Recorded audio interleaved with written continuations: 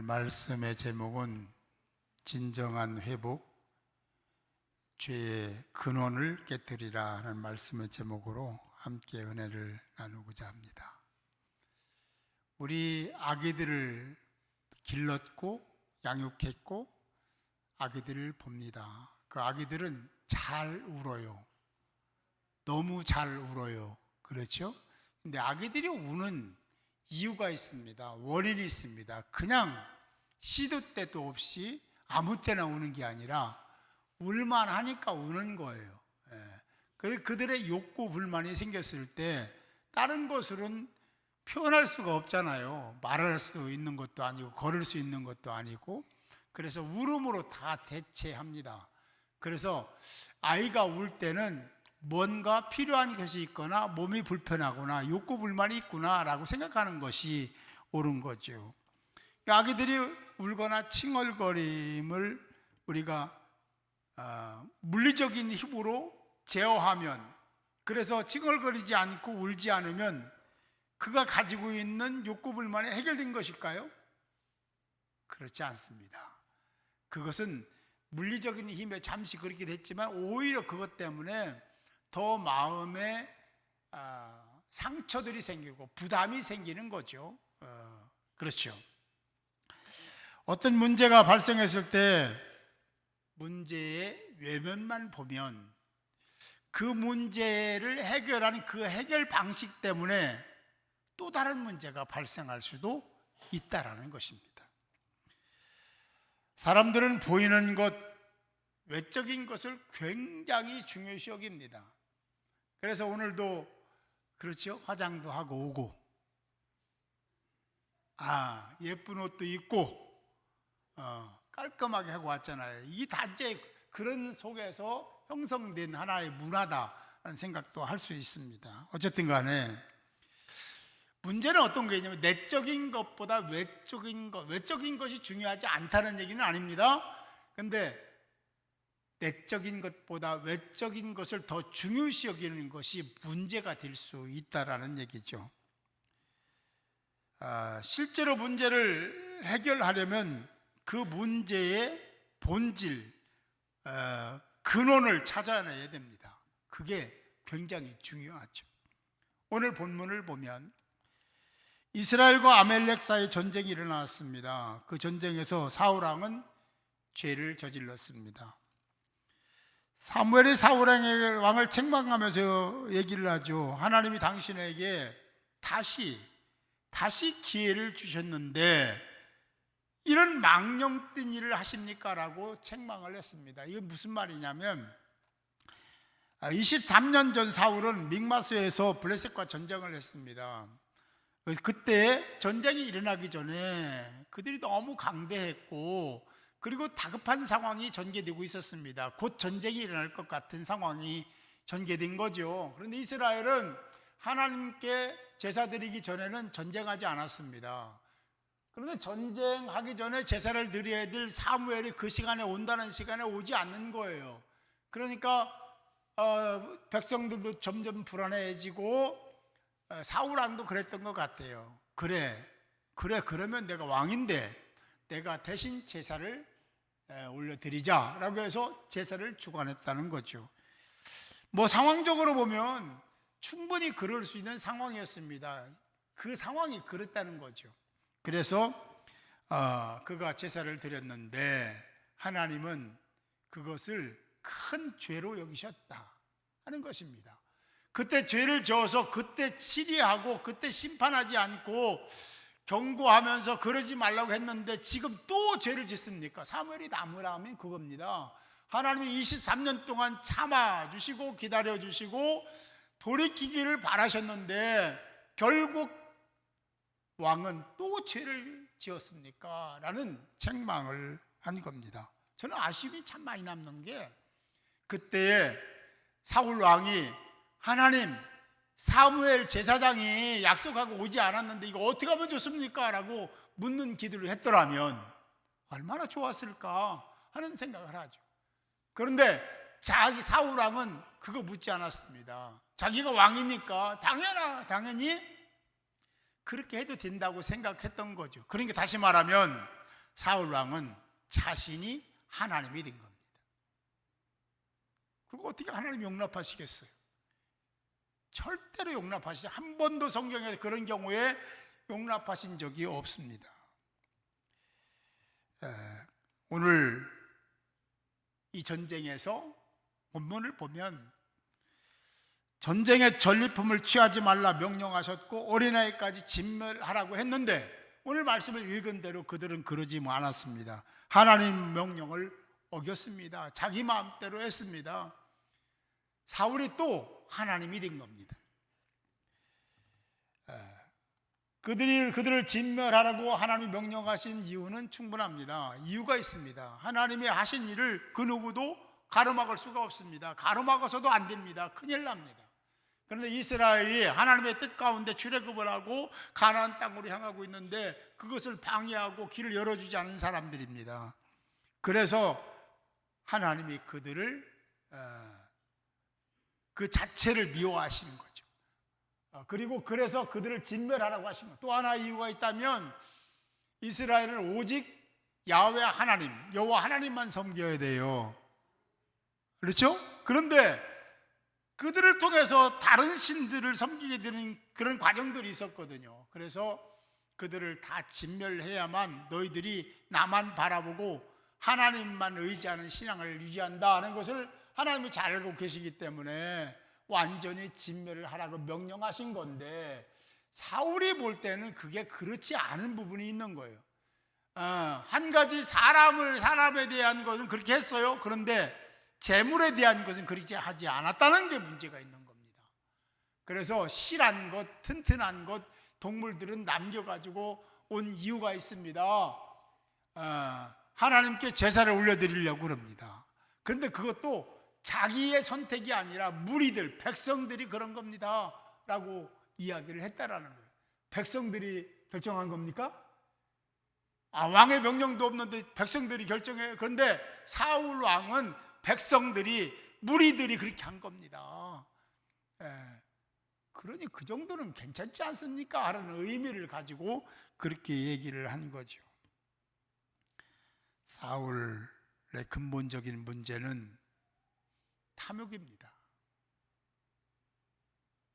탐욕에 가득 찬 삶을 살았습니다. 자신이 왕이니까 그렇게 된다는 교만함이 그에게 있었습니다. 하나님을 사울은 경외하지 않았습니다. 하나님을 경외했다는 건 하나님 존재를 인정하는 것이고 또 경외라는 것은 하나님을 두려워하는 마음이잖아요. 근데 그가 하나님을 두려워했다라면 그렇게 했을까? 절대로 그렇게 하지 않았을 거예요. 근데 그가 하나님을 경외하지 않았기 때문에 그렇게 자기 마음대로 자기가 하나님에 대해서 판단하고 결정한 거죠. 진멸하라는 그 말씀도 그렇고 과거에도 그렇고 제사를 드린 것도 똑같습니다. 교만함 때문에, 자신의 욕망 때문에 제사장 역할도 했고 기념비도 세우고 전리품도 자기 마음대로 그렇게 했던 거죠. 사랑하는 성도 여러분, 이런 문제가 발생하면 우리가 곧바로 해야 될 일이 하나 있습니다. 이런 상황이 우리 형성되면 우리가 곧바로 그쪽에 생각을 가지고 있어야 될 것이 하나 있습니다. 이 문제가 왜 생긴 것인지, 그 뿌리가 뭔지, 근원이 뭔지를 먼저 찾아야 됩니다. 사람들은 자기에 대해서는 너무 너그러워요. 그래서 자기는 문제가 없다고 생각해요. 그리고 나라가 문제고 교회가 문제고 다른 사람이 문제라고 얘기를 해요. 자기에게 있다고 생각하지 않습니다. 그런데 모든 문제의 근원은 거의 다 자신에게 있습니다. 이것을 간과하면 절대로 안 돼요. 내게 문제가 있는 거지요. 누구 때문에 아닙니다. 그거는 핑계일 뿐입니다. 하나님은 그래서 그걸 하나도 인정하지 않는 거예요. 그래서 그때에 제일 먼저 해야 될 것은 그 문제에 대한 제 근원, 제 원형을 찾아서 그것을 제거해야 됩니다. 그것을 깨부숴야 되는 거예요. 그래야 다음에 똑같은 죄를 짓지 않습니다. 그런데 사울은 23년 전에 그 문제 때문에 하나님의 질타를 받고 공격을 받았음에도 불구하고 심판 예고를 했음에도 불구하고 돌이키지 않았고, 또 똑같은 탐욕 때문에, 교만함 때문에 또 죄를 진 거예요. 여러분, 다음에 또 기회가 있어도 사울은 또 죄를 졌을 겁니다. 왜? 근본적인 문제를 해결하지 못했기 때문입니다. 우리는 이런 문제가 발생하면 표면적으로 뭔가를 해결하려고 하지 말고 그 뿌리가 뭔지를 찾아서 자기를 돌아보고 살피고, 그리고 하나님 앞에 정직하게 고백하고 회개하고 돌아서면 문제가 깔끔하게 해결되는데, 그러지 않는 거예요. 그러니까 자꾸 똑같은 죄를 자꾸 짓는 겁니다. 결국 사울이 어떻게 됐는지 우리 잘 알지 않습니까? 자, 여기서 우리가 이 문제, 그 문제를 발견했어요. 그런데 그 문제를 발견했다고 다 그렇게 살 수 있는 건 아니잖아요. 그럼 어떻게 해야 될까? 한번 바울을 살펴보려고 합니다. 바울은 자신 안에 선과 악이 있는 걸 발견합니다. 자신 안에 인본적인 사고와 신분적 사고가 공존함을 알았습니다. 그리고 성령의 법, 하나님의 법과 죄의 법, 세상적인 가치들이 서로 대립하고 있는 걸 알았어요. 그래서 내 마음에 두 법이 있다라고 얘기했죠. 그리고 자신 안에 있는 두 법이 늘 싸우는 것을 보면서 바울은 언제나 하나님의 법을 따라야 된다, 성령의 법을 따라야 된다, 이걸 늘 간직하고 있었어요. 그러니까 자기 마음에 두 법이 싸우면 누가 이겨? 자기가 결정한 게 있잖아요. 성령의 법을 따라야 되고 말씀의 법을 따라야 되고 하나님의 법을 따라야 된다는 것을 자기가 결정하고 있으니 그쪽에 결정했으면 그렇게 돼야 되는데, 이 두 법이 싸우면 성령의 법이, 하나님의 법이 이기는 것이 아니라 악한 법, 죄의 법이 자기를 이끌어가는 걸 자기가 보는 거예요. 그게 인간입니다. 바울도 사람인지라 그런 것에 휘둘려서 천하의 바울인데도 불구하고 자기가 원하는 곳으로 가는 게 아니라 자기가 원치 않는 어느 곳으로, 어떤 죄를 범하기 위한 그곳으로 자기가 끌려가는 것을 자기가 본 거예요. 얼마나 큰 충격을 받았겠어요. 자기가 그 시대의 리더인데, 사도인데, 그리고 하나님 말씀 전하려고 그렇게 노력하는데, 애쓰는데, 그리고 자기도 결정했잖아요. 두 법이 있는 거 알고 하나님의 법을 따라야 된다, 성령의 법을 따라야 된다고 생각하고 있음에도 불구하고 정작 자신은 악의 법을 쫓고 있는 것을 보고 큰 충격을 받습니다. 그래서 로마 7장에서 그 모습을 얘기하는 거예요. 이렇게 말씀하죠. 내가 원하는 선, 자신이 원하는 선이 있었습니다. 내가 원하는 선은 행하지 아니하고 도리어 원하지 아니하는 바 악한 일을 하는 나, 그것을 발견한 거예요. 그래서 그가 뭐라고 합니까? 오라 나는 곤고한 자로다. 이 사망의 몸에서 누가 나를 건져내냐 라고 탄식을 하는 겁니다. 천하의 바울이 말입니다. 우리가 자칫 긴장하지 않으면 신앙인들이 바울처럼 늘 내 마음에 두 법이 싸워서 하나님의 법, 성령의 법이 이기는 것이 아니라, 그래, 상황이 이렇잖아, 내가 몸이 아파서 그런 거야, 그래서 그런 거지, 내 마음은 성령의 법이야, 이러면서 포장을 해요. 그리고 성령의 법을, 하나님의 법을 따르지 않고 자기 마음대로 자기가 하나님 돼서 선택을 합니다. 이건 괜찮아, 내가 아프잖아, 내가 힘들잖아, 내 고통이 있잖아, 이거는 괜찮은 거야. 자기가 하나님 돼요. 사울처럼 말입니다.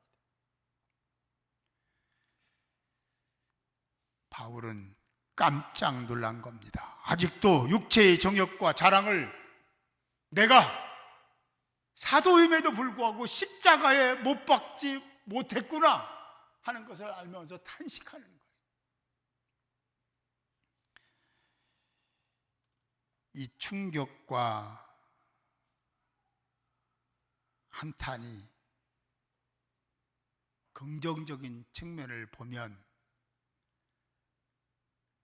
바울이 그래 깜짝 놀라서 오라 나는 곤고한 사람이로다, 이 사망의 몸이다, 누가 나를 건져내라 하고 탄식했던 그 탄식 때문에 바울이 바울된 줄 믿으시기 바랍니다.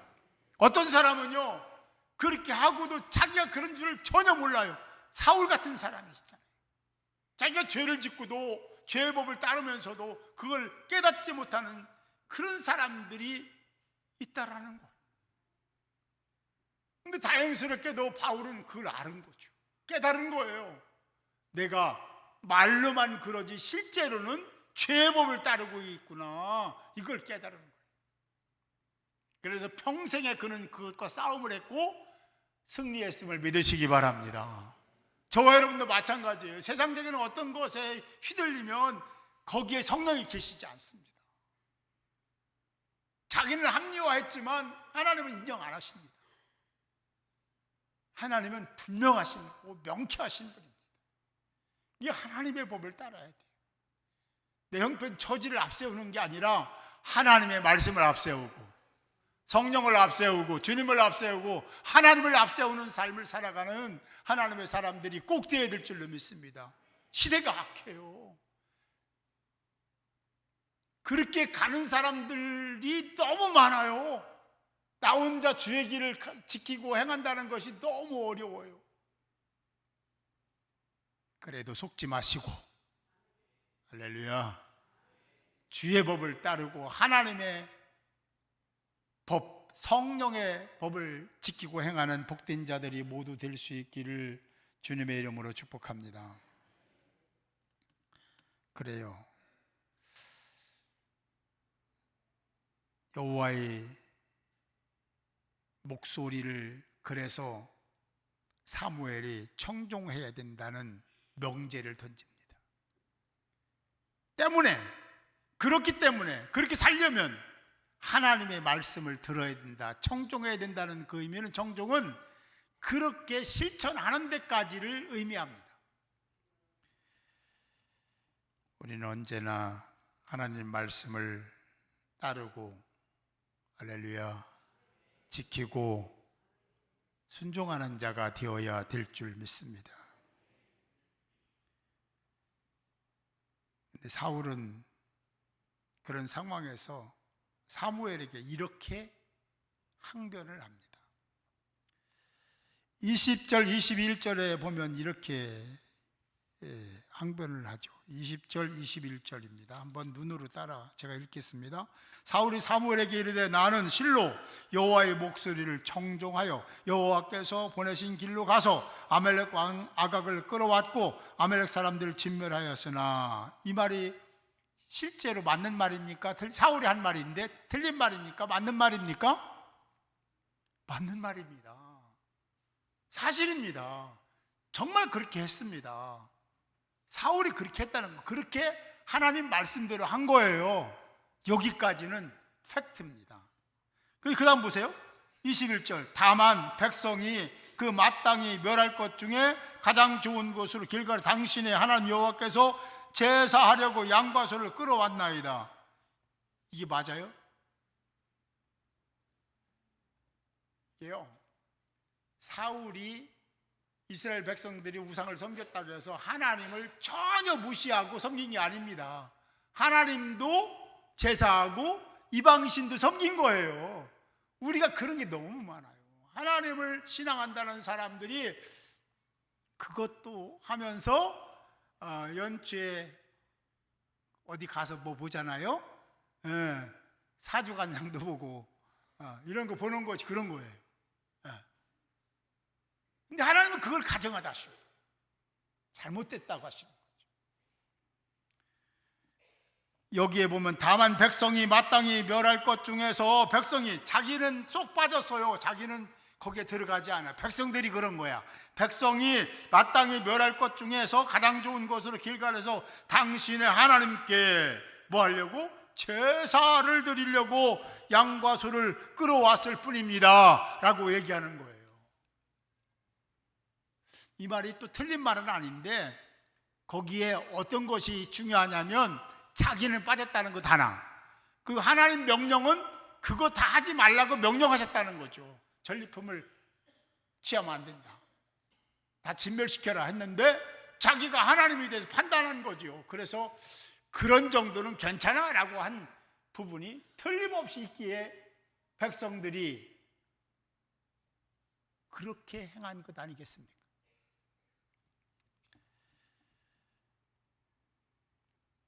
그렇습니다. 사울의 변론을 들으면 혹 하고 넘어가요. 그리고 다 그 정도는 괜찮다 생각하는 거예요. 하나님의 말씀은요 정확합니다. 확실합니다. 우리가 타협할 수 없습니다. 그대로 지키는 것만이 최상입니다. 믿으시면 아멘. 자꾸 우리 입장을 내가 형편이 이래, 상황이 이래요, 우리 회사가 그렇고, 정황이 그렇고, 우리 가정이 그렇고, 이런 얘기 하지 마세요. 하나님은 그걸 수용한 적이 없습니다.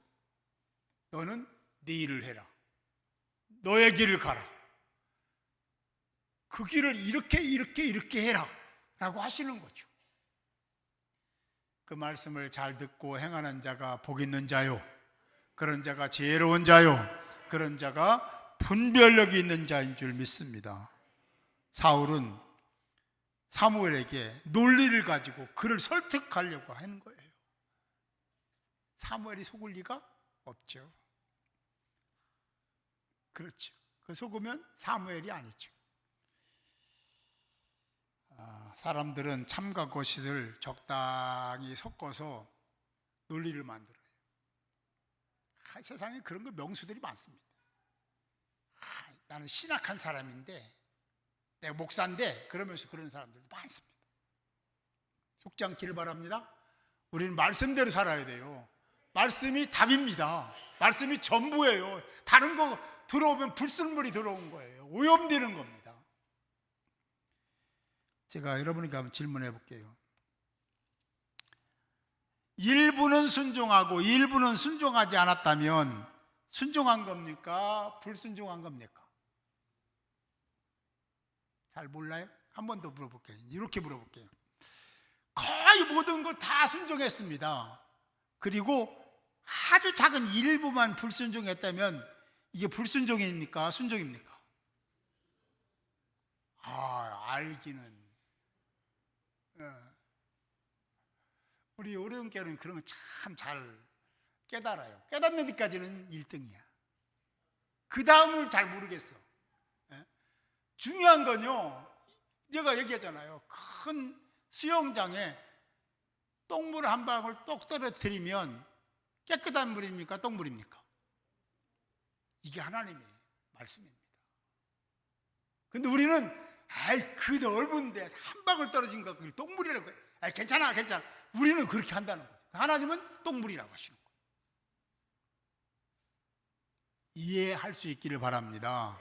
그래야 우리가 하나님의 백성인 거예요. 그래야 하나님의 복을 주시는 거예요. 적당히 핑계하고 그러면서 예배도 빠지는데 하나님이 인정하시겠어요? 기도도 안 하는데 성령이 도와주시겠어요? 다시 시작합시다.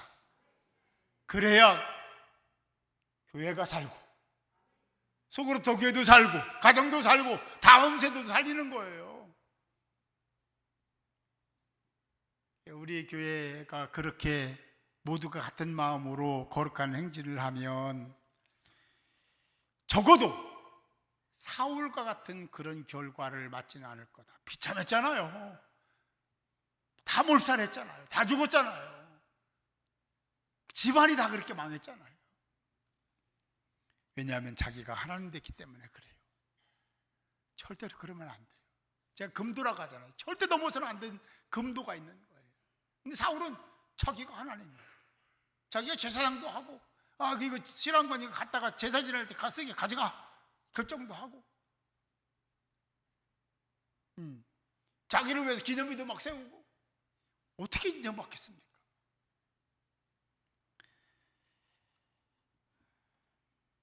우리는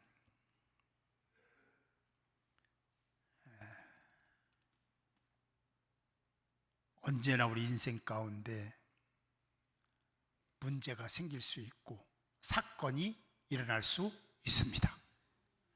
그걸 부정하면 안 돼요. 단지 그런 상황이 됐을 때, 그런 절박한 상황이 됐을 때 정말 하나님이라면 어떤 생각하실까를 염두에 두면서 그 모든 원인을 찾는 것을 자기에게로 돌아와야 돼요. 나에게, 그 원인이 나에게 있지 않은지를 찾아야 됩니다. 거의 다 나에게 있습니다. 거의 다입니다.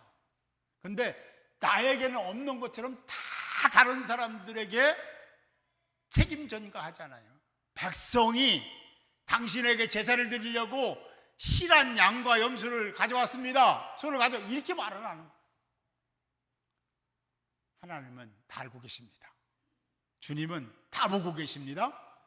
이걸 가지고 하나님을, 주님을, 다른 사람을 눈속임하려고 하면 절대로 안 돼요. 사울이 그렇게 시도했잖아요. 근데 하나님이 속습니까? 사무엘이 속습니까?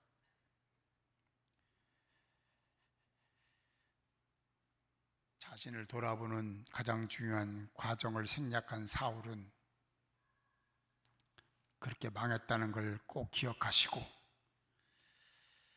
사울이 되지 않기 위해서 문제의 원형을 찾아 그것을 깨버리는, 그 문제를 원형을 제거하는 복된 자들이 모두 되시기를 주님의 이름으로 축복합니다.